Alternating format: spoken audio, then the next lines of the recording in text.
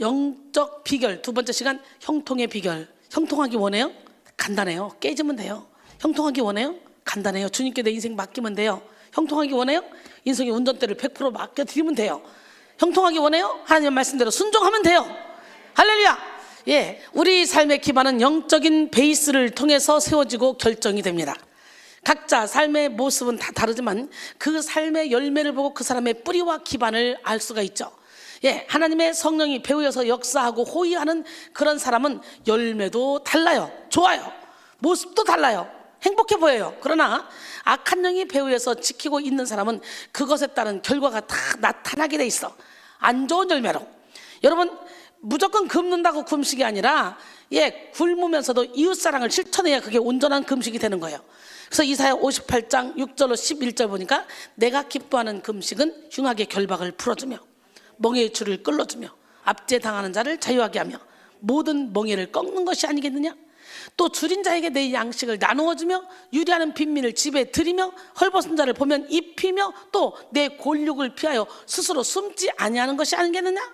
그리하면 내 빛이 새벽같이 비칠 것이며 내 치유가 급속할 것이며 내 공의가 내 앞에 행하고 여호와의 영광이 내 뒤에 호위하리니. 난 지금 이 얘기하려고 여기까지 한 거예요. 이웃사랑을 실천하면 여호와의 영광이 내 뒤에 호위한다는 거예요. 할렐루야. 예, 하나님의 사자가 나의 비서실정이 되겠다는 거예요. 여호와의 영광이 내 뒤에 호위하리니 내가 부를 때는 나 여호와가 응답하겠고 내가 부르짖을 때는 내가 여기 있다 하리라. 만일 네가 너희 중에서 멍에와 손가락들과 허망한 말을 제하여 버리고 줄인 자에게 내 심정이 동하며 괴로운 자의 심정을 만족하게 하면 내 빛이 흑암 중에서 떠올라 내 어둠이 낮과 같이 될 것이며 여호와가 너를 항상 인도하여 메마른 곳에서도 내 영혼을 만족하게 하며 내 뼈를 견고하게 하리니 너는 물된 동산 같겠고 물이 끊어지지 않는 샘 같을 것이라. 물된 동산처럼 물이 끊어지지 않는 샘처럼 살기 위해서는 어떻게 해야 돼요? 온전히 나 자신을 하나님께 내어 드려야 돼요. 어떻게 드려야 돼요? 하나님 사랑, 이웃 사랑을 실천하며 하나님이 기뻐하는 영혼이 돼야 돼요. 이 세상을 움직이는 참된 에너지는 바로 영적 흐름입니다. 예, 지구상에는 전파가 흘러서 전원만 꺼주면 30초, 60초, 100초 나오죠? 그런 것처럼 지구상에는 영파도 흘러. 그래서 우리가 육의 사람으로는 도저히 느낄 수 없는 영파, 영적인 사람만이 그 딱 초점을 맞출 수가 있는 거예요. 그래서 영적인 사람은 저를 알아보죠. 제 찬양을 알아보죠. 영적인 사람은 우리 교회를 알아보죠. 예, 여러분이 영적으로 확 열려봐. 그러면 왜 저런 말씀을 하셨나? 저 사람 자존심이 상할 텐데 왜 거기서 그런 말을 하지? 이해가 안 됐던 것들이 술술 풀리기 시작하는 거야. 아, 이래서 그렇구나, 이래서 그렇구나, 이래서 그렇구나 깨달아지면서 야, 내가 이순희 목사님을 안 만났으면 어떨 뻔했어. 이런 말들을 많이 하죠. 창세기 1장 2절에 땅이 혼돈하고 공허하며 흑암이 깊음 위에 있고 하나님의 영은 수면 위에 운행하시니라 그랬어요. 마치 지구의 핵이 보이지 않아도 지구의 준치 역할을 하고 있는 것처럼 영적 흐름이 어디에 속했느냐에 따라서 삶의 준축 기반이 달라지는 거예요. 우리는 스스로 배후에서 역사하는 영적 흐름을 파악하고 분별하여 하나님의 영으로 초점을 맞춰야 합니다. 이번 한 주간은 그 영적 비결에 대해서 나눠보고자 하는데요. 세상에서 성공할 수 있는 비결, 건강 비결, 행복 비결, 성장 비결, 부자 되는 비결 등 세상에서 만족과 유익을 누리는 비결을 가르쳐주는 곳은 참 많이 있습니다. 그런데 백성교회는 영적 비결을 가르쳐주죠. 예, 비결이라고 해서 1+1은 2다 뭐 이런 식의 비결을 가르쳐주는 것이 아닙니다. 세상의 계산법이나 논리와는 차원이 달라요. 차원이 달라요. 철저히 세상에 속한 육신의 정욕, 안목의 정욕, 이생의 자랑을 비우고 내려놓아야만 깨닫게 되는 이 영적 비결을 알려주는 거예요. 영적 비결은 영적 전쟁에서 승리하는 비결이자 우리 삶이 성령의 인도를 받도록 만드는 선한 비결입니다. 영적 전쟁 승리의 비결, 오직 예수 그리스도. 할렐루야.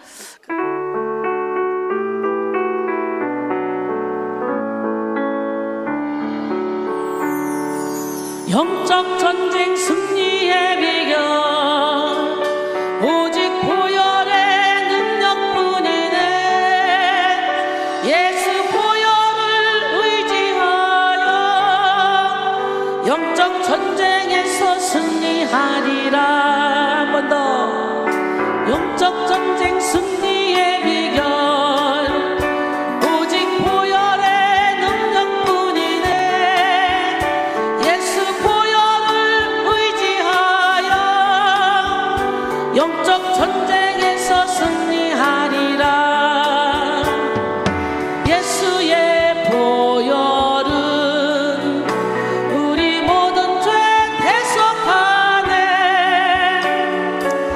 예수의 보혈은 우리 모든 병 치유하네. 예수의 보혈은 우리 모든 관계 회복시키네. 예수의 보혈은 사명을 감당하게 하는 능력이 있으니 주님의 보혈 의지하여 영적 전쟁에서 승리하며 살리라. 영적 전쟁 승리의 비결 주의 보혈. 예, 오직 주의 보혈을 의지할 때, 그리스도의 십자가를 의지할 때, 예수님께 우리의 운전대를 완전히 맡겨드릴 때 우리 영적 전쟁에서 승리할 수 있어요. 내 힘으로는 이길 수가 없어요. 앞서 말씀드린 것처럼 세상에는 참 많은 방법론들이 존재합니다.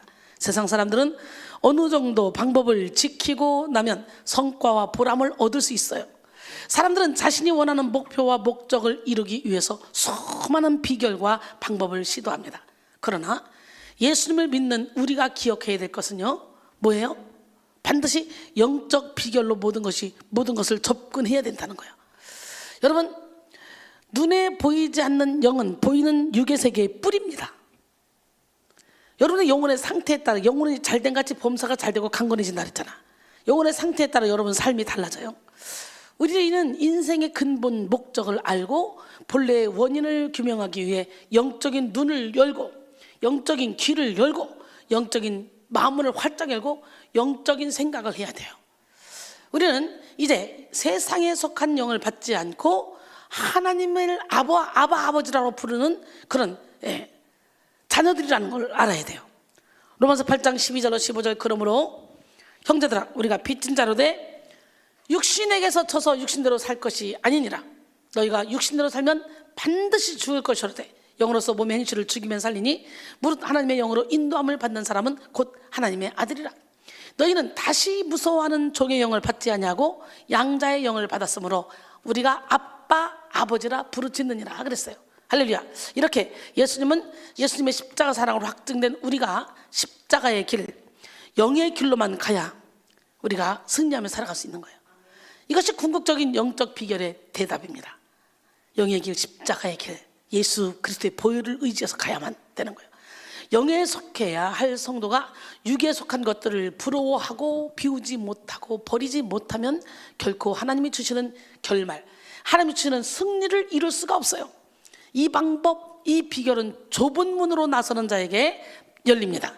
좁은 문으로 들어가면 넓은 길로 다녔던 때에 알지 못했던 온갖 하늘의 신령한 보화와 보석이 주어지고 지혜가 깨달아지고 마침내 생명으로 인도받습니다. 세상은 몸부림쳐서 영의 길로 가려는 자들을 비난하고 조롱합니다. 영적 비결을 무시합니다. 사랑하는 여러분, 사람들의 말에 흔들리지 마십시오. 마태복음 5장 11절로 12절 보니까 나로 말미암아 너희를 욕하고 박해하고 너희를 거슬러 모든 거짓말을 할 때에는, 모든 악한 말을 할 때에는 너희에게 복이 있나니 기뻐하고 즐거워하라. 하늘에서 너희 상이 큼이라. 너희 전에 있던 선자들도 이같이 박해하였느니라 그랬어요. 하나님은 우리를 정금같이 만드시기 위해서 우리에게 고난을 허락하시는 거예요. 그러기에 우리의 모든 모난 부분을 고쳐주시고 기초를 튼튼히 세우기 위해서 영적 기반을 무너뜨릴 때가 있어요. 내가 잘못 쌓아놓은 영적 기반을 확 무너뜨릴 때가 있단 말이에요. 그때는 전혀 사람들에게 열매가 나타나거나 멋진 영성가의 모습이 보이지가 않죠. 어떻게 저럴 수가 있어? 주의종이, 목사가, 장로가, 권사가, 집사가 몇십 년 다닌 사람이 어떻게 저럴 수 있어? 그러나 오히려 공사 중에 통행에 불편드려 죄송하다는 편말을 얼굴에 써붙이고 대혼란의 시기를 지나갈 때가 있잖아요. 그 시기에 사람들은 크게 당황스러워 하잖아. 공사하는 시기에. 나도 나를 모르겠는 거야. 아니 내가 이렇게 신앙생활을 이렇게 열심히 하는데 왜 시간이 가면 갈수록 이렇게 영혼은 곤고하고 열매는 맺혀지지도 않고 왜 내가 이상한 나쁜 짓을 하고 이상한 짓을 하지? 전에는 내가 이렇게 분별없지 않았는데 오히려 거꾸로 분별이 없어지고 혼란스러워질 때가 있어.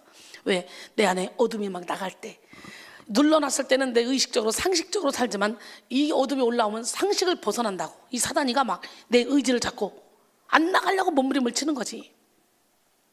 그래서 열매 맺고 있는 주의 종의 말에 무조건 순종하고 복종하라고 하나님이 말씀하신 거예요.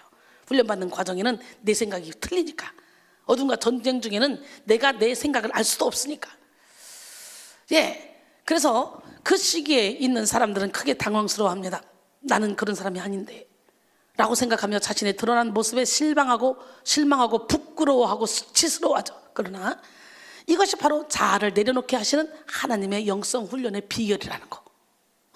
회칠한 무덤을 벗기고 그 안에 죽은 사람의 뼈와 묻은 더러운 것을, 어둠을 다 몰아내는 할렐루야 과정이라는 거. 이걸 생각하고 우리는 이 훈련을 잘 통과해야 돼요. 이 훈련을 통과한 사람들은 자아를 내려놓고 오직 하나님만 바라봅니다. 누구만 바라봐? 하나님을 믿고 전진하다 보면 어느새 장성한 분량의 믿음을 소유하게 되고, 나도 모르는 사이에 하나씩 신의 성품에 참여하고 있는 자신을 발견하게 되죠. 또한 하나님이 시온의 대로를 열어주시고 모든 일에 분별과 지혜를 주셔서 영적 기반이 단단한 그런 사람으로 변화됩니다. 그렇게 영적 기반이 닦아지고 나면 모든 일에 통찰력이 생겨서 어떤 상황이든 하나님의 시선으로 볼 수 있습니다. 즉 어떤 환경과 상황을 만나도 영적 비결로서 승리하는 삶을 살게 되는 거예요. 아무리 현실적이고 세상적인 역경이 다가와도 영적 비결을 아는 사람은 조급해하거나 답답해하거나 불안해하지 않습니다. 제가 맨날 얘기하죠. 예수님 보배 되신 주님을 질그릇인 내 안에 모시면 사방으로 우겨싸도 쌓이지 않고 박해를 받아도 버림받지 않고 거꾸로짐을 당해도 망하지 않고 아낄맞게 답답해도 낙심하지 않나니. 왜? 이말로 하나님이 함께 하시기 때문에. 영적 비결을 소유한 자는 전체를 보는 능력을 소유하는 것입니다. 거달기시기, 수박 거달기시기의 삶이 아닌 내면의 문제를 간파하는 비결입니다. 우리는 철저히 하나님과 원수되는 경향성을 부인하고 주님과 연합하여 영적 비결로 가득한 그런 영적 비결, 이 영적 비결을 가지고 정말 능력 있는 삶을 살아야 돼요. 여러분 머리끝부터 발까지 완전히 그리스도의 비밀을 발견해서 하나님의 영으로 말씀으로 꽉 채워지는 시간이 되기를 원합니다. 하나님의 전신갑주를 입고 날마다 전쟁에 능한 자가 돼서 함께 존재하기만 해도 유익한 자로 바로 서야 돼요. 옆에 있기만 해도. 어떻게 그래요? 우리 권사 하나가 너무 막 머리 아프고 어지럽고 힘들었는데 목사님 옆에 딱 있는데 갑자기 그게 싹 사라지더라는 거예요. 그런 말 진짜 많이 들어요. 저는요. 전화만 통화만 해도 문자만 봐도 옆에 있기만 해도 막 아팠던 게 싹 사그라진. 왜 그래요? 하나님이 주의 종을 통해 기름 부음을 흘려보내므로 빛을 바람으로 할렐루야. 그를 묶고 있는 결박들이 저절로 풀어지는 거예요. 같은 공간에 있기만 해도, 함께 있기만 해도. 오늘 그 능력을 받아야 돼. 뭐요? 베드로의 그림자만 밟아도 귀신 떠나고 병이 고쳐지고, 바울의 손수건만 만져도, 앞치마만 만져도 귀신 떠나고 병이 고쳐지고, 이런 역사 일어났던 것처럼 하나님은 여러분을 통해서도 그런 일을 행하십니다. 그래서 우리가 성령의 기름 부음을 받아야 돼요. 영적 비결을 갖춘 자는 억지로 남을 눌러서 이기거나 화려한 언변으로 제압하거나 기발한 묘책으로 현실적인 문제를 타개하는 그런 차원의 사람이 아닙니다. 오히려 하나님은 순종하는 약한 자들에게, 고린도전서 1장 26절로 29절, 형제들아 너희를 부르심을 보라.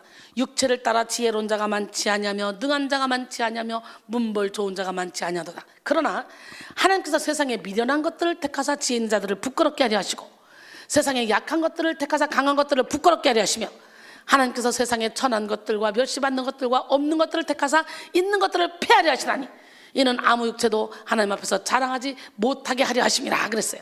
할렐루야. 하나님은 세상의 방법으로 우리를 단련시키지 않습니다. 자기 의와 자기 확신을 부수고 깨뜨리셔서 오로지 하나님만을 의지하는 자로 바꾼 후에 모든 일에 능한 자가 되게 만듭니다. 그러니까 완전히 우리를 깨뜨려 부셔서 일이라도 내 생각이 있으면 안 써. 몇 프로는 깨졌지만 몇 프로는 안 돼. 그러니까 양심 역사가 일어나는 거예요. 그러니까 온전히 하나님의 영광만 드러나지 못하는 거예요. 깨져야 돼요. 금그릇, 은그릇, 질그릇, 나무그릇, 수많은 그릇이 있지만 하나님이 쓰시는 그릇은 깨끗한 그릇, 선한 일에 준비함이 되는 거예요. 깨끗한 그릇이. 영적인 비결을 가진 자는 주인의 쓰심에 합당하여 모든 선한 일에 준비된 자가 되는 거예요. 여러분, 아무리 자신의 시간, 물질, 노력을 효과적으로 투자하는 사람이라 할지라도 그 목적이 자신에게 초점이 맞춰 있다면 영적 비결을 가진 자가 아닙니다. 우리가 영적 비결을 가지고자 하는 이유는 하나님이 하시는 선한 일에 쓰임받기 위함이에요. 영적 비결을 가지고자 하는 의도가 무엇인지 다시 한번 자기 자신을 살펴봐야 돼.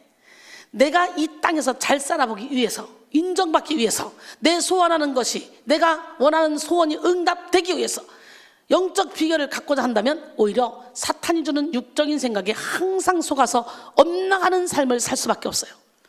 야고보서 4장 2절로 3절, 너희 중에 싸움이 어디로부터, 다툼이 어디로부터 나느냐? 너희 지체 중에서 싸우는 정욕으로부터 나는 것이 아니냐? 너희는 욕심을 내어도 알지 못하여 살인하며 시기하여도 능히 취하지 못함으로 다투고 싸우는도다. 너희가 얻지 못하면 구하지 아니하기 때문이요, 구하여도 받지 못하면 정욕으로 쓰려고 잘못 구하기 때문이라 그랬어요.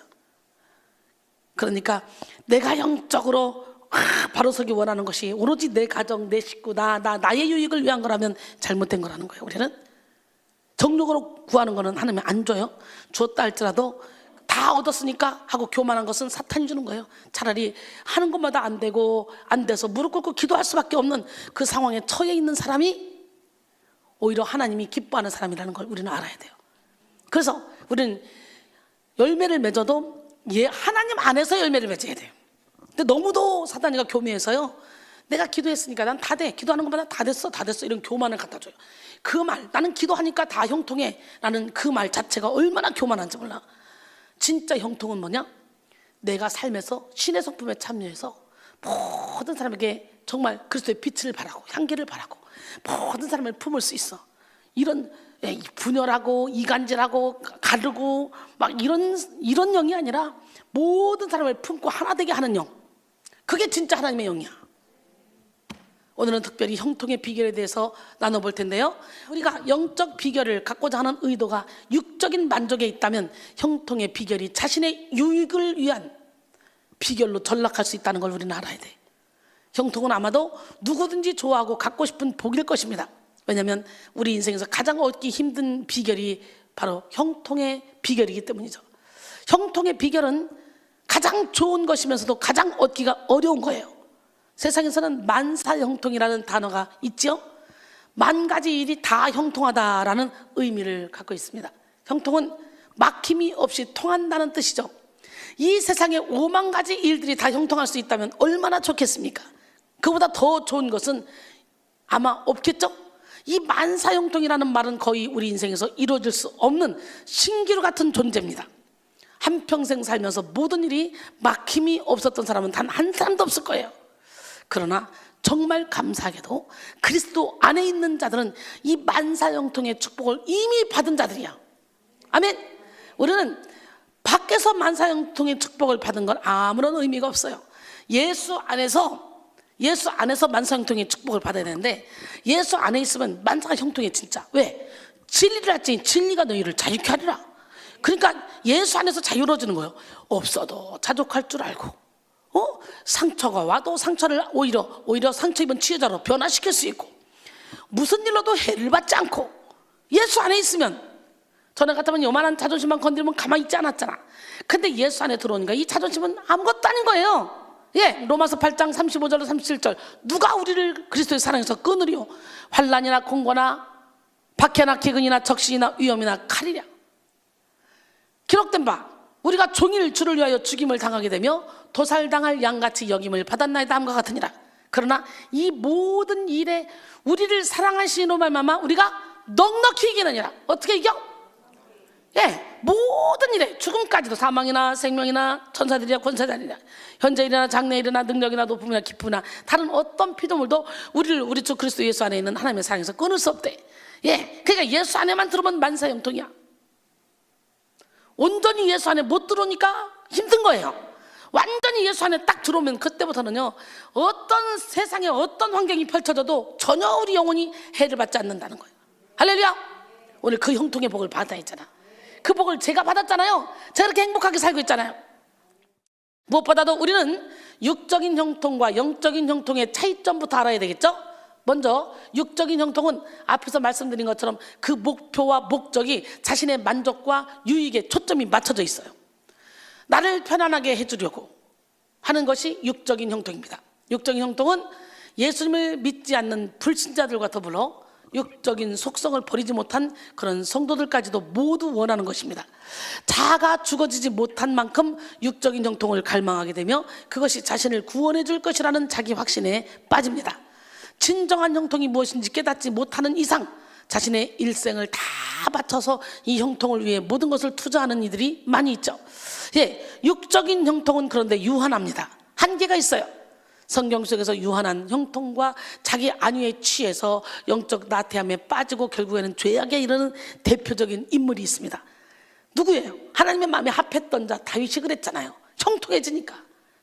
사무엘하 11장 1절로 4절 보니까 그 해가 돌아와 왕들이 출전할 때가 되매 다윗이 요압과 그에게 있는 그의 부하들과 온 이스라엘 군대를 보내니 그들이 암몬 자손을 멸하고 랍바를 에워쌌고 다윗은 예루살렘에 그대로 있더라.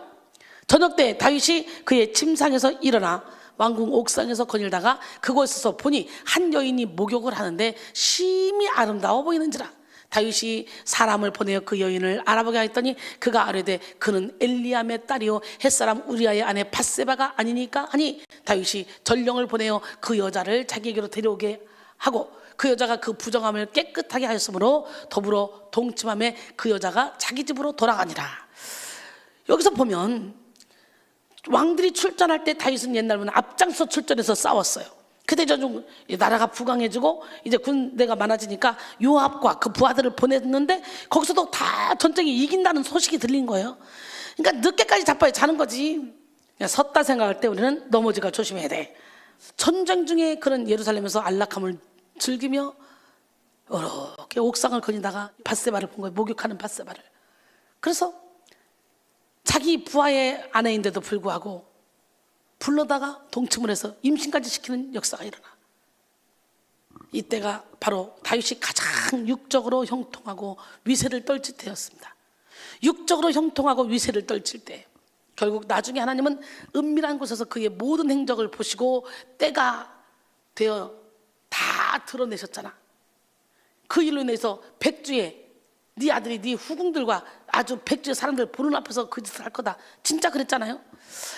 다윗이 다시 한번 초심을 되찾는 계기가 되었던 사건, 나단 선지자를 통해 징계를 하실 때 우리는 지금 아무런 문제가 없는 삶을 살고 있어도 우리 자신을 돌아봐야 돼. 우리는 지금 다윗처럼 형통한 삶을 살고 있어도 우리 자신을 돌아봐야 돼.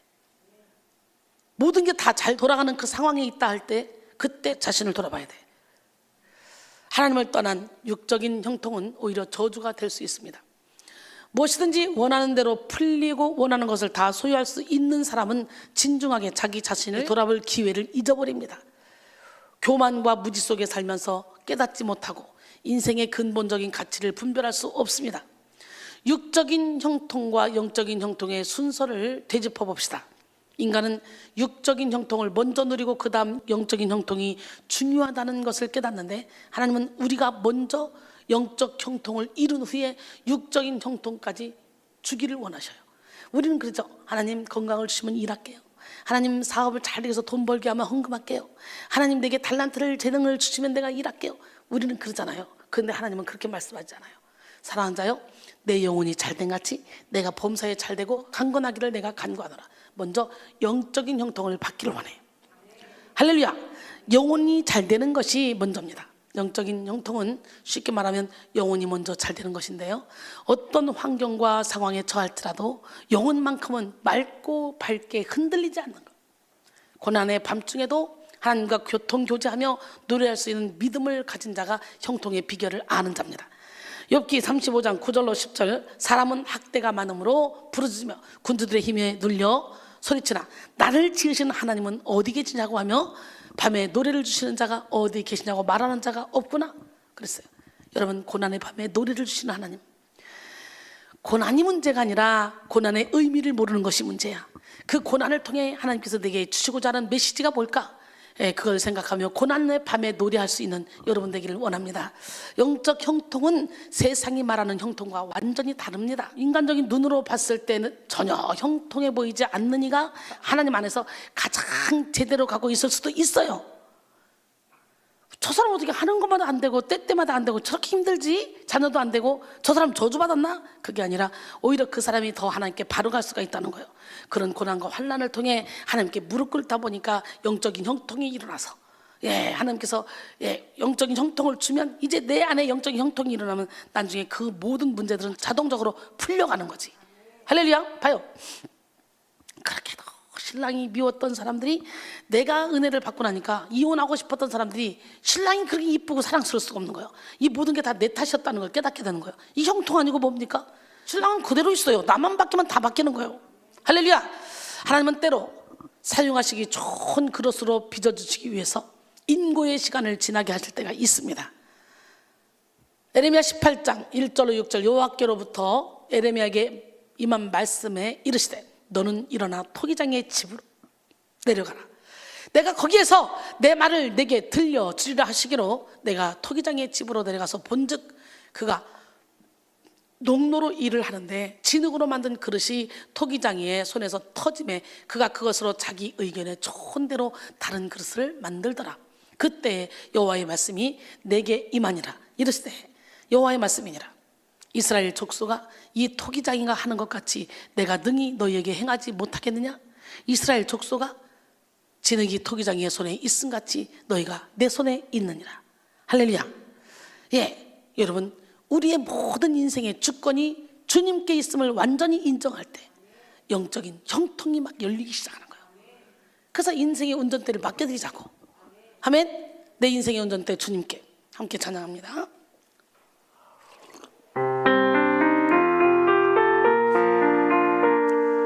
내 인생의 운전대 주님께 내 인생의 운전대 주님께 내 인생의 운전대 주님께 운전대 내어드리리. 내 인생의 운전대 주님께 내 인생의 운전대 주님께 내 인생의 운전대 주님께 운전대 내어드리리. 나의 주인 되신 나의 주님 나의 생명 되신 나의 주님 나의 몸이 거룩한 산재물 되어 주님 앞에 드리기 원하오니 주님의 핏값으로 사신 이 몸 정결하게 만들어 써주소서. 먹든지 마시든지 무엇하든지 하나님의 영광 위에 살리라. 먹든지 마시든지 무엇하든지 하나님의 영광 위에 살리라. 내 인생의 운전대 주님께 내 인생의 운전대 주님께 내 인생의 운전대 주님께 운전대 내어드리리. 할렐루야. 바로 지금 운전대만 내려드리면 형통해. 형통의 비결 운전대 주님께 드리는 거예요. 한마디로 아멘. 근데 이 단순한 진리를 인정하기까지 정말 힘들죠. 자기를 내려놓지 않으면 결코 인생의 운전대를 하나님께 온전히 내어드릴 수가 없습니다. 이스라엘 백성들은 형통의 비결을 알지 못해서 사사기에서 끊임없이 죄의 순환을 거듭하잖아요. 그것은 바로 그들이 근본적인 주권을 하나님께 온전히 내어드리지 못했기 때문이었어요. 그들은 하나님이 징계하실 때 순간 마음이 낮아져서 회개했지만 근본적으로 또 깨닫지 못해서 미성숙한 태도를 반복적으로 계속 보이는 거예요. 개가 자기가 토한 것을 도로 먹듯이 우리는 마음가짐을 배고 하나님을 따라야 형통의 비결이 깨달아지고 하나님의 순리대로 인도를 받는 삶을 살 수가 있습니다. 이 시간에 마음가짐을 배고 여호와를 따라갑시다. 에레미야 4장 4절에 유다인과 예루살렘 주민들아 너희는 스스로 할 일을 행하여 너희 마음가짐을 배고 나의 옷께 속하라. 그리하지 않으면 너희 악행으로 말미암아 나의 분노가 불같이 일어나 사르니 그것을 끌 자가 없도다. 여러분 우리 하나님 멋쟁이는 살아계신데요 우리가 마음가짐을 찢고 하나님께 가지 않으면 우리는 악을 행할 수밖에 없다는 거예요. 하나님의 분노가 막 불같이 일어나 살라버린다는 거예요. 십자가 없이 부활이 없고 깨어짐이 없이 기름붐이 없고 자기를 부인하지 않으면 예수님을 닮을 수가 없어요. 영적인 형통에도 분명한 영적인 원리와 비결이 있습니다. 성경에 하나님의 도우심과 은혜로 형통을 누린 사람들이 많은데요, 그 중에서도 이삭은 영육 간에 형통한 사람으로 잘 소개되어 있습니다. 그는 순리대로 살았던 사람이에요. 순리대로 살면서도 결코 세상을 따라가지 않았습니다. 줏대 없이 세상의 흐름에 휩쓸려서 가지는 않았어요. 그리고 아버지 아브라함에게 주신 약속을 굳건하게 믿었어요. 또 오늘 본문에서 형통을 약속받았던 여호수아를 떠올려 볼 수가 있는데요, 하나님은 여호수아가 두렵고 혼란스러울 때 그에게 형통의 비결을 가르쳐 주셨어. 마찬가지로 하나님은 저와 여러분에게 이 어렵고 험난한 세상 속에서 이 말씀을 통해서 형통의 비결을 가르쳐 주시는 줄 믿습니다. 여호수아의 믿음은 이미 우리가 잘 압니다. 그는 12명의 정탐꾼 중 한 사람으로서 가나안 땅을 정탐했을 때 갈렙과 함께 유일하게 긍정적인 보고를 드렸던 사람이죠. 여호수아는 무지하고 완고한 이스라엘 백성들 중에서도 모세 곁에서 자리를 지키며 잘 훈련되어 준비되어진 그런 사람이었어요. 근데 그에게 시련이 찾아왔어. 그의 영적 아버지이자 지도자였던 모세가 세상을 떠난 것. 여호수아는 물론 모든 이스라엘 백성들에게 모세의 죽음은 큰 두려움과 혼란을 야기시킬 수 있었습니다. 그러나 하나님은 이런 혼란의 때에 여호수아에게 형통을 약속하시며 형통의 비결을 가르쳐 주셨습니다. 하나님 여호수아에게 약속하신 형통은 단지 현세에서 좋은 것을 누리게 해주겠다는 그런 약속이 아니었어요. 하나님이 아브라함 때부터 약속하신 가나안 땅에 입성하는 언약의 성취였습니다. 단순히 이 땅에서 부유하게 해주겠다는 그런 육적인 형통이 아니었다는 거예요. 하나님은 이스라엘 백성들에게 형통의 축복을 주시기 위해서 광야길을 걷게 하셨고, 모세를 세우셨고, 만나와 메추라기를 먹이시고, 성막을 지게 하시고, 그리고 그분의 뜻을 계시하시고 구름기둥 불기둥으로 인도해 주셨습니다. 물론 광야 생활이 고달프고 외로운 길인 것은 부정할 수 없어요. 분명 이스라엘 백성들 나름대로의 고충이 많이 있었을 거예요. 그럼에도 불구하고 성경은 그들에게 광야 세월 동안 주셨던 은혜와 신령한 축복에 대해서 더욱 강조하여 기록하고 있습니다. 신명기 8장 2절로 살펴보니까 내 하나님 여호와께서 이 40년 동안에 내게 광야길을 걷게 하신 것을 기억하라. 이는 너를 낮추시며 너를 시험하사 내 마음이 어떠한지 그 명령을 지키는지 지키지 않는지 알려 하심이라. 너를 낮추시며 너를 줄이게 하시며 또 너도 알지 못하며 내 조상들도 알지 못하던 만나를 내게 먹이신 것은 사람이 떡으로만 사는 것이 아니요 여호와의 입에서 나오는 모든 말씀으로 사는 줄을 내가 알게 하려 하심이니라. 이 40년 동안에 내 의복이 헤어지지 아니하겠고 내 발이 부르트지 아니하였느니라. 40년 동안 의복이 헤어지지 않고 발이 부르트지 않았대. 할렐루야. 이제 본문을 통해서 여호수아에게 형통의 비결을 가르쳐 주신 하나님의 메시지에 귀를 기울여 보기를 원합니다. 형통의 비결은 과거에 속한 모든 것을 비우고 앞으로 전진해야 돼. 오늘 본문 1절로 4절 보니까 여호와의 종 모세가 죽은 후에 여호와께서 모세의 수종자 눈의 아들 여호수아에게 말씀하여 이르시되 내 종 모세가 죽었으니 이제 너는 이 모든 백성과 더불어 일어나 이 요단을 건너 내가 그들 곧 이스라엘 자손에게 주는 그 땅으로 가라. 내가 모세에게 말한 바와 같이 너희 발바닥으로 밟는 것은 모두 내가 너희에게 주었노니 곧 광야와 이 레바논에서부터 큰 강 곧 유브라데 강까지 해쪽 속에 온 땅과 또 해 지는 쪽 대해까지 너희의 영토가 되리라. 할렐루야. 예, 모세가 죽은 후 하나님은 여호수아에게 무언가를 말씀하는데요, 여호수아에게 말씀하게 되실 때 여기에 해당하는 원어를 살펴보면 와요메르, 에흐와 레모르인데요, 이는 모세 오경에서 모세에게 임한 하나님의 말씀을 표현하는 경우에 쓰는 표현입니다. 모세에게 임하셨던 하나님이 이제 동일한 은혜로서 여호수아에게 임하시는 장면을 담고 있는 거예요. 그리고 2절부터는 새로운 시대의 시작을 알립니다. 이제 내 종 모세가 죽었으니 라는 말로 시작을 하는데요, 이는 가나안에 들어갈 수 없는 불순종 세대가 종결되고 가나안 땅에 들어가 살게 된 새로운 세대의 시작을 나타냅니다. 이렇게 하나님이 주시는 형통은 과거에 속한 모든 것이 죽고 새 시대를 향해 나갑니다. 하나님이 주시는 영적 형통을 누리기 위해서는요, 반드시 옛 과거가 깨끗하게 치료되고 은혜 안에서 재해석되어져야 합니다. 할렐루야. 젊은 사업가인 워너 메이커가 하루는 장미 화원을 잘 가꾼 한 가정을 방문하게 되었습니다. 이 집의 주인은 그를 자신의 정원으로 데리고 나가 백장미와 흑장미 등 온갖 장미들을 구경시켜 주었어요. 그런 다음에 장미꽃들을 꺾어버리기 시작했습니다. 몇 개의 덩굴은 꽃 한 송이만을 남겨두고 가지를 모두 쳐버리기도 했습니다. 깜짝 놀란 워너 메이커는 아니 왜 이 가지를 모조리 치십니까? 라고 물었어요. 그러자 주인은 웃으면서 말하죠. 좋은 장미 덩굴을 만들려면 가지를 쳐내야 합니다. 내가 많은 가지를 친다고 해서 잃는 것은 아무것도 없답니다. 가지를 잘랐는데도 잃는 것이 없다? 이 말을 들은 워너 메이커는 충격을 받았어요. 그날부터 자신이 붙들고 있던 욕심들을 하나씩 비우기 시작했어요.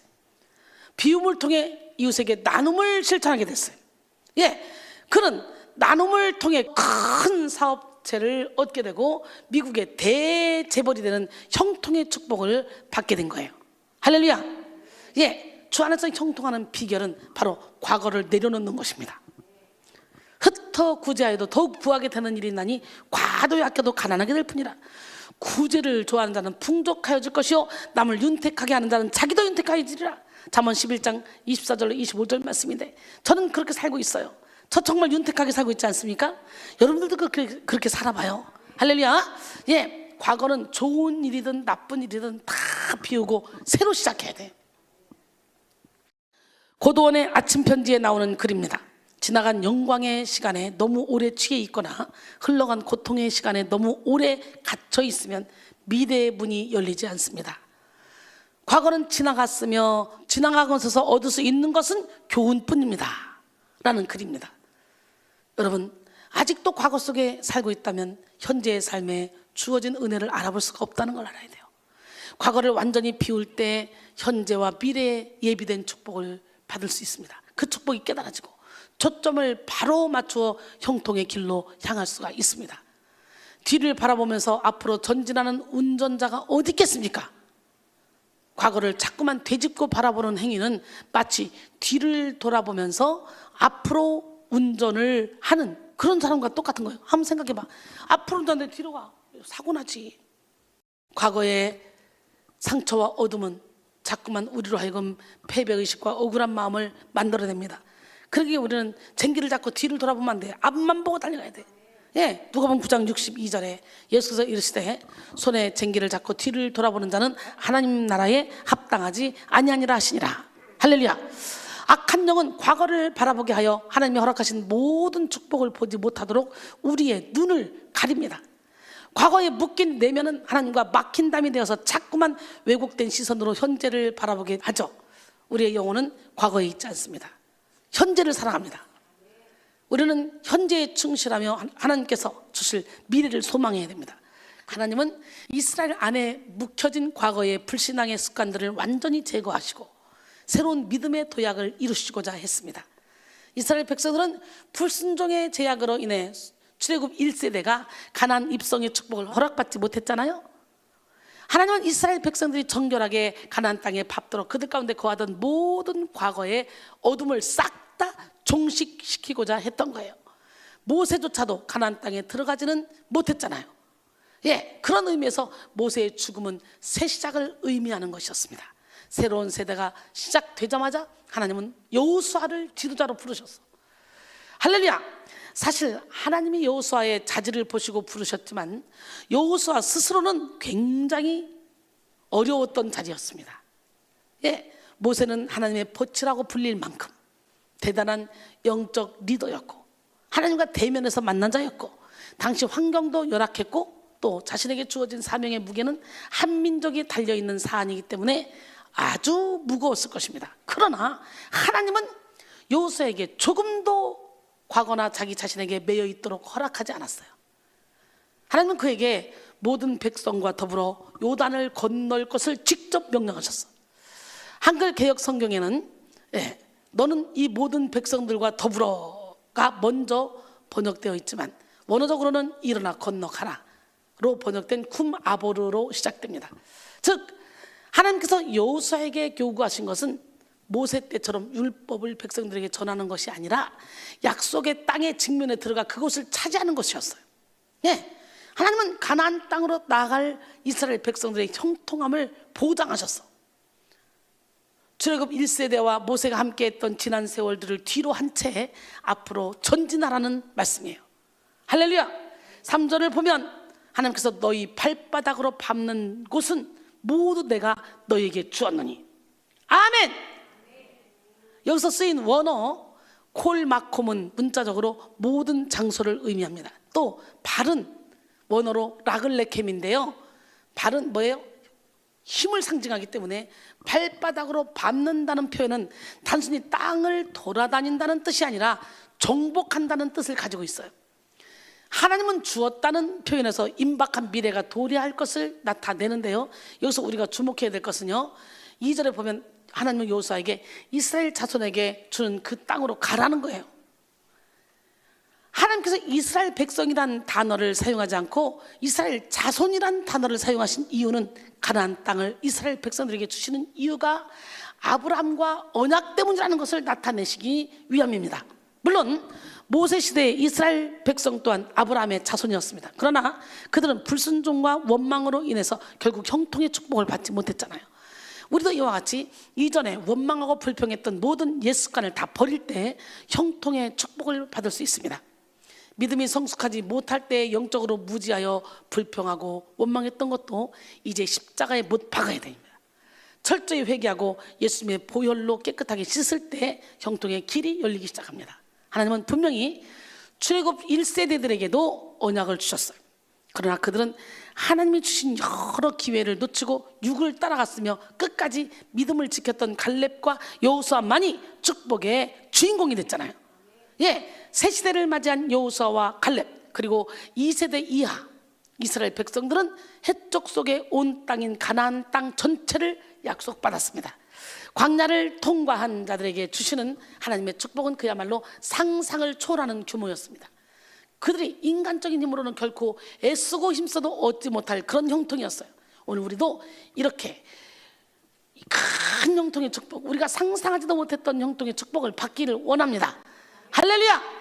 형통의 비결 두 번째, 오직 하나님 말씀에 초점을 맞추고 담대해야 됩니다. 본문 5절로 8절 보니까 내 평생에 너를 능히 대적할 자가 없으리니 내가 모세와 함께 있었던 것 같이 너와 함께 있을 것입니다. 내가 너를 떠나지 아니하며 버리지 아니하리니 강하고 담대하라. 너는 내가 그들 조상에게 맹세하여 주리라 한 땅을 이 백성이 차지하게 하리라. 오직 강하고 극히 담대하여 나의 종 모세가 내게 명령한 그 율법을 다 지켜 행하고 좌로나 우로나 치우치지 말라. 그리하면 어디로 가든지 형통하리니 이 율법책을 내 입에서 떠나지 말게 하여 주야로 그것을 묵상하여 그 안에 기록된 대로 다 지켜 행하라. 그리하면 내 길이 평탄하게 될 것이며 내가 형통하리라. 조건이 있네. 말씀대로 행할 때. 할렐루야. 예, 근데 말씀은 사랑하라, 용서하라, 내 이웃을 내 몸처럼 사랑하라 하는데 이기적이 아직까지 이거 아니야. 형통의 비결 이루지 못하고 있는 거. 형통의 비결, 우리는 말씀대로 살아야 돼. 할렐루야.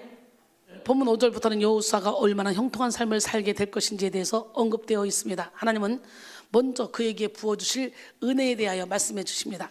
내 평생에 너를 능히 대적할 자가 없으리니 라고 하시는데, 여기서 너를로 번역된 네파네카는 내 얼굴을 향해 라는 뜻입니다.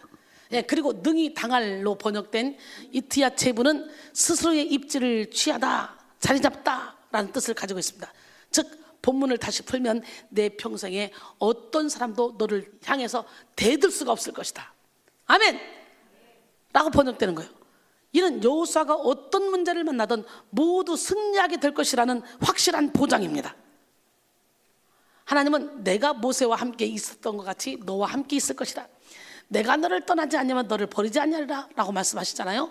예, 여기서 내가 너를 떠나지로 번역된 아르페카는 내가 너를 혼자 있게 하다로 번역할 수 있습니다. 예, 그러나 여기에 강한 부정을 나타내는 루가 함께 사용되는데요, 이는 여호수아를 홀로 두지 않으실 하나님의 강한 약속을 의미하는 거예요. 하나님이 약속하신 형통의 길을 걷기 위한 여호수아가 가져야 될 반응과 구체적인 태도들이 언급되고 있는데요, 하나님께서 가장 먼저 여호수아가 담대할 것을 강하게 권면하시죠. 특히나 여기서 강하고 담대하라는 이 표현은 8절을 제외하고는 매 절마다 계속해서 나옵니다. 왜냐하면 가나안 정복 전쟁을 위해 여호수아는 반드시 여호수아가 가져야 될 태도가 강하고 담대한 것이기 때문에, 아무리 하나님이 형통의 길을 예비하셔도 담대한 믿음이 없다면 축복을 받을 수가 없어요. 히브리서 10장 35절에 그러므로 너희 담대함을 버리지 말라, 이것이 큰 상을 얻게 하느니라 그랬어요. 요한복음 14장 1절에 너희는 마음에 근심하지 말라, 하나님을 믿으니 또 나를 믿으라, 내 아버지 집에 거할 곳이 많다 그랬잖아요. 여러분, 여호수아가 형통의 축복을 받았다고 해도 마음을 지키지 않고 담대하지 않는다면 그는 가나안 땅을 절대로 차지하는 축복을 얻을 수가 없었을 거예요. 그것을 아신 하나님께서 그가 가져야 될 마음의 태도를 직접적으로 알려주신 거예요.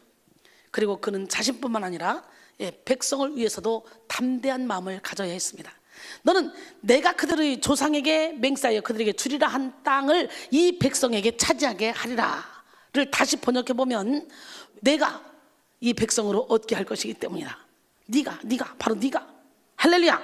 즉 여호수아는 백성 모두의 비전을 맡은 막중한 책임을 진 그런 책임자였어요. 이스라엘을 이끄는 리더로서 그는 누구보다도 마음을 지켜야만 했습니다. 그러기에 마음을 강하고 담대하게 할 것을 다시 한번 강조하시는 거죠. 본문은 마음을 담대하게 해야 할 이유가 뒤따르고 있습니다.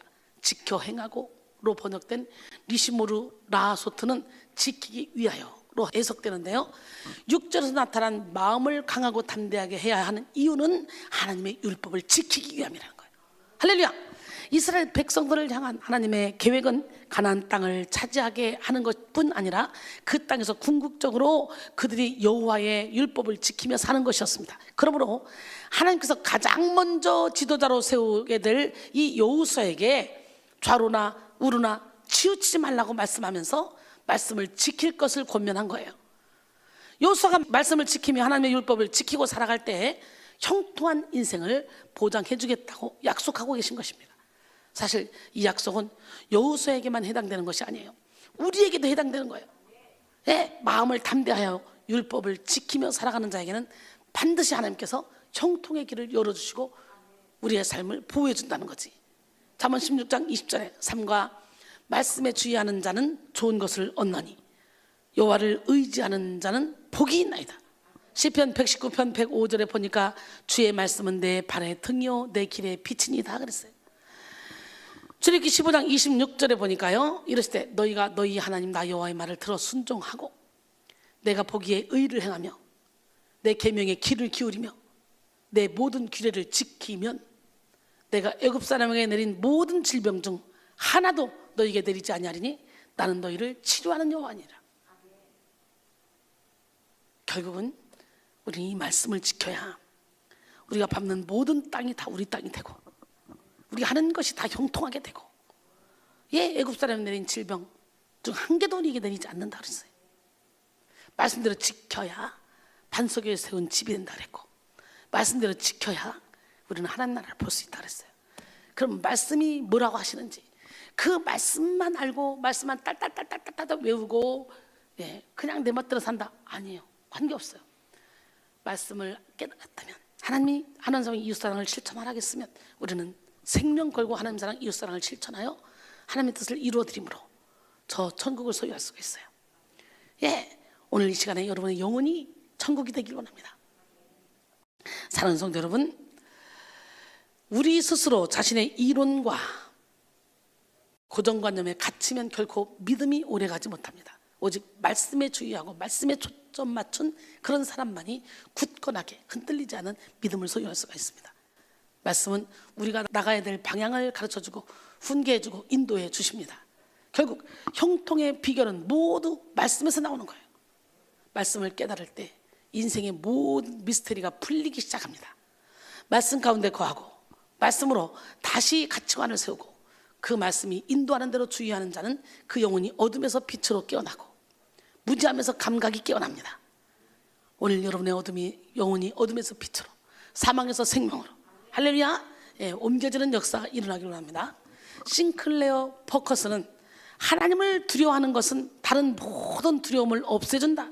이것이 바로 그리스도인들의 용기와 담대함의 비결이다라고 말했습니다. 하나님을 경외함으로 말씀만을 의지할 때 우리는 세상의 모든 것으로부터 자유한 영적 담대함을 얻게 됩니다. 하나님은 여호수아에게 율법을 지켜 행할 때 네 길이 평탄하게 될 것이며 네가 형통하리라 라고 말씀하셨어요. 말씀을 지켜 행하는 자세가 되어질 때 형통의 길이 열린다는 거예요. 할렐루야. 우리는 하나님의 말씀을 업신여기고 주의하지 않으면서 하나님으로부터 오는 축복을 바랄 수는 없습니다. 하나님은 중심과 태도를 보시는 분이에요. 겉모습을 보는 게 아니에요. 우리 속사람을 봐요. 겉으로 볼 때 기도 많이 해, 말씀 많이 봐, 겉으로 볼 때 헌신 많이 해. 야, 저 사람 능력 받겠다, 저 사람 하나님이 기뻐하는 사람이다. 아니에요. 하나님은 그 사람의 중심을 봐요. 열심히 헌신하고 충성하고 봉사하는데 그게 내 의로, 내가 잘남으로, 내가 인정받기 위해서 한다는 건 아무런 소용이 없어요. 하나님 앞에는 하나님이 보시기에 의를 행해야 돼. 아멘. 우리의 공로로서 축복을 받을 수 있다는 말씀이 아닙니다. 이것은 우리에게 스스로 형통을 열 수 있는 힘이 없기 때문에 모든 인생의 선택과 결정의 주권을 하나님께 두어야 된다는 거예요. 그러니까 하나님께 인생의 운전대를 맡겨야 우리 하나님이 우리가 강하고 담대하게 율법을 지키며 살 수 있도록 인도해 준다는 거예요. 내가 살려고 해서 되는 게 아니라 에스겔 36장 26절 이하에 보니까 위에서 하늘에서 맑은 물이 뿌려지면 우리가 저절로 말씀을 지키게 된다는 거예요. 규례를 새 영으로 바뀌고 새 마음으로 바뀌어서 부드러운 마음이 돼서. 할렐루야. 그것조차도 하나님께 맡겨야 되는 거예요. 자기를 의지하는 사람은 말씀이 가르치는 바를 머리로만 이해합니다. 그러나 심령이 가난하고 겸손한 사람은 하나님의 말씀을 실제적인 교훈으로 받아들이고 가슴판에 새깁니다. 여기로만 아는 말씀이 여기로 내려오고 여기로만 아는 말씀이 손발로 움직여질 때 이게 온전한 믿음이에요. 할렐루야. 홀로 부정적인 생각에 빠졌다가도 말씀의 귀를 기울이면 어둠을 깨치고 나올 수가 있어요. 여호수아는 평생 하나님의 말씀을 지켜 행해야 될 사명 또한 부여받았는데요, 이것은 인본주의적인 가치관과는 완전히 정반대의 방향이었어요. 인간적으로 볼 때 한 사람의 리더가 세워질 때 실제적으로 백성들을 어떻게 통솔해야 될지, 싸움은 어떻게 싸워야 될지, 어떻게 신체적 단련을 해야 될지, 지식을 어떻게 쌓아야 될지, 이거를 주의하는 것이 현실입니다. 그러나 하나님은 그 수많은 백성들을 치리하고 모두가 형통의 길로 나가기 위해 여호수아 한 사람이 더욱더 말씀에 귀 기울여야 한다는 그런 점을 강조하고 계십니다. 사랑하는 성도 여러분, 한 책의 사람이 되시길 바랍니다. 말씀에 초점을 맞추게 되면 사람 중심의 가치관이 변화되어 사람에 대해서 담대해지고 하나님에 대해서는 겸손한 중심을 갖추어 영적 질서를 다질 수 있습니다.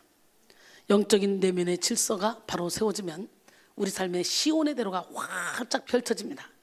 형통의 비결 세 번째는 뭐예요? 하나님이 함께 하시는 자가 형통합니다. 난 여러분 반드시 하나님 여러분과 함께 하기를 원합니다. 할렐루야. 오늘 본문 9절에 내가 내게 명령한 것이 아니냐? 강하고 담대하라. 두려워하지 말며 놀라지 말라. 네가 어디로 가든지 하나님 여호와가 너와 함께 하시는 일 하시니라. 아멘. 오늘 본문 마지막 절은 여호수아가 가져야 될 마음가짐이 종합적으로 정리되어 있습니다. 강하고 담대할 것, 두려워하지 말고 놀라지 말 것. 여호수아가 이런 마음가짐을 가질 때 하나님께서 어디로 가든지 함께 해주시겠다고 약속하셨어요. 그렇습니다. 하나님이 지키시고 함께 하시는 자는 주 안에서 언제나 형통합니다. 요셉 보세요. 요셉 창세기 39장 2절로 3절 보니까 여호와께서 요셉과 함께 하심으로 그가 형통한 자가 되어 그의 주인 애굽 사람의 집에 있으니 그의 주인이 여호와께서 그와 함께 하심을 보며 또 여호와께서 그의 범사에 형통하게 하심을 보았더라. 할렐루야. 간수장도 감방에 갔는데 거기서도 요셉이 하나님과 함께 하심을 받아 요셉이 형통했다 그러잖아요. 그래서 간수장이 모든 총무일을 맡겼다 그러잖아. 역대하 26장 5절에 보니까 하나님의 묵시를 밝히 아는 스가랴가 사는 날에 하나님을 찾았고 그가 여호와를 찾을 동안에는 하나님이 형통하게 하셨더라. 우리도 여호와를 찾을 동안에는 하나님이 형통하게 하시는데, 그런데 영적인 복이 아니라 내가 열심히 기도했더니 자녀가 잘 되고 남편이 잘 되고 막 이 눈에 보이는 이런 것만 보면서 형통하다고 착각하면 큰일 난다는 거야. 영혼이 잘 되면 범사가 잘 되고 강건해지는데 영혼이 잘 되지 않아서 아직도 여전히 시기하고 당직하고 분열하고 이간질하고 남의 말하기 좋아하고 하나님이 제일 싫어하는 거잖아. 내 영혼은 그 짓을 하고 있는데 나는 형통하대. 이거는요 섰다 생각할 때 넘어질까 조심해야 돼. 이거는 잘못된 형통이에요. 사단에게 속는 거예요. 우리는 우리의 힘으로 형통할 수 없습니다. 형통은 하나님께서 우리를 지켜주시고 보호해 주실 때 가능한 것입니다. 모든 상황이 문제가 없고 막힘이 없다고 해서 형통한 것이 아니에요. 내 뜻대로 다 이루어진 삶이라 할지라도 하나님이 함께하지 않는 인생은 형통은커녕 불행합니다. 불통이에요. 그 끝은 멸망이기 때문에. 그러나 삶 속에서 큰 문제가 있고 장애물이 있다 할지라도 하나님이 주인 되셔서 함께 하신다면 그 삶은 진정으로 형통한 삶입니다. 거지 나사로와 부자 영감 얘기가 있잖아요. 부자 영감이 육적인 형통이 얼마나 대단했습니까? 누가 봐도 부자 영감은 정말 자색 옷을 입고 매일 잔치를 벌이고 행복한 사람이었어. 그러나 결국은 음부에 빠지는 걸 보잖아요. 근데 육적인 형통은 누리지 못했지만 영적인 형통을 누렸던 거지 나사로, 누가 봐도 저 사람은 거지야. 저 사람이 천국 아브라함 품에 안길 거라는 상상도 못했을 거야. 영적인 형통이 이루어지니 그는 영원토록 행복하게 살 수 있게 된 거예요. 할렐루야. 비록 지금은 어렵더라도 하나님이 아름답게 이끌어서 우리를 통해 하나님의 능력을 나타낼 것이기 때문에 우리는 이 시간에도 영적인 형통을 받기를 원하고 그리고 하나님께 내 자신을 내어드려야 됩니다.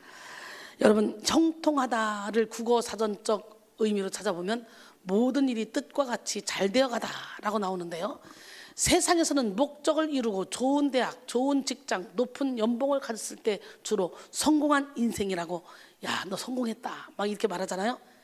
그리고 이런 성공한 인생으로 인해 부유하고 풍족한 환경을 가졌을 때 형통하다고 표현을 하죠. 하지만 성경에서의 형통은 세상과 기준이 완전히 달라요. 성경은 하나님이 함께 하심을 형통의 비결로 꼽습니다. 그런 의미에서 저는 형통한 사람이에요. 그런 의미에서 여러분은 형통한 사람이야. 성경 인물 중 요셉이 형통한 비결은 하나님이 함께 있기 때문이잖아요. 그는 어둠에 치우치지 않고 늘 그 중심에 하나님을 모시고 하나님을 경외하며 하나님과 동행했습니다. 하나님은 이런 동행을 여호수아에게도 약속해 주십니다. 사실 우리의 육적인 환경이 어떠하든지 하나님이 함께 하시는 그곳이 바로 푸른 초장이자 형통의 대로라는 거. 아멘. 고난과 역경 중에도 하나님이 함께 하신다는 사실을 믿고 담대하면 그 사람이 바로 주 안에서 형통한 자인 것입니다. 반면에 아무리 궁궐 같은 집에 살고 통장에 쌓아놓은 물질이 많아도 하나님을 경외하지 못하는 자는 진정한 삶의 행복과 만족을 누릴 수가 없습니다. 요셉도 하나님이 함께 하셔서 형통했다고 하셨기 때문에 당시에 노예의 신분이었잖아요. 노예가 형통하면 얼마나 형통하겠어. 생각을 해봐. 근데 하나님이 보시기에는 그가 하나님을 늘 중심에 모시고 동행했기 때문에 그에게는 이미 형통의 길이 열려 있었던 것이지. 여호수아도 사실 전쟁과 여러 가지 갈등과 혼란을 앞두고 이런 부르심을 받았습니다. 그러나 하나님은 여호수아가 어딜 가든지 늘 함께 하시겠다는 든든한 약속을 주셨고 그로 인해 주 안에서 진짜 형통한 삶을 누릴 수가 있었습니다. 하나님이 함께 하신다고 약속해 주신 것은 예수님을 믿는 우리에게도 동일하게 주어진 약속입니다. 마태복음 28장 20절에 보니까 내가 너희에게 분부한 모든 것을 가르쳐 지키게 하라. 볼자다 내가 세상 끝날까지 너희와 항상 함께 있으리라 하시니라. 예수 그리스도를 통해 우리 모두는 이런 형통의 축복을 받을 수 있는 길이 열렸습니다. 예수님의 십자가 사건은 모든 막힌 담을 허물고 하나님과 화평을 누리게 하는 놀라운 혁명을 일으켰습니다. 즉 우리는 결코 영적인 형통을 누릴 수 없는 자였지만 예수 그리스도의 희생으로 인해 하나님이 함께 하시고 죄를 사할 수 있는 최고의 축복과 형통의 약속을 선물로 받은 우리 정말 복된 사람들입니다. 사랑하는 성도 여러분, 우리는 스스로 형통의 길을 열 수가 없어요. 무력한 여호수아가 하나님께 받은 이 본문의 약속을 통해서 자신의 길을 담대하게 뚫고 나갔던 것처럼 오늘 이 말씀을 의지해서 우리도 지금은 연약하지만 하나님께서 담대하라 강하라 네가 밟는 땅 주겠다 아멘 달려나가셔서 형통의 축복을 받기를 원합니다. 결론적으로 오늘 우리는 영적인 비결 두 번째 시간 형통의 비결이라는 제목으로 함께 은혜를 나눴는데요. 영적 비결을 소유한 자는 전체를 보는 능력을 소유합니다. 그래서 나눠봤는데요. 형통의 비결, 과거에 속한 모든 것을 비우고 앞으로 전진해야 되고, 오직 하나님의 말씀에 초점을 맞추고 담대해야 되고, 하나님이 함께 하시는 자가 돼야 돼. 여러분 모두가 다 영적인 세계가 활짝 열려서 성령의 인도를 받아가길 원합니다. 예, 사랑하는 성도 여러분, 하나님이 주신 이 말씀을 통해 형통의 비결을 깨달으시고 근본적인 해결을 통해 형통의 축복을 온전히 받아 누리는 기적의 주인공들이 되기를 주님의 이름으로 축원합니다.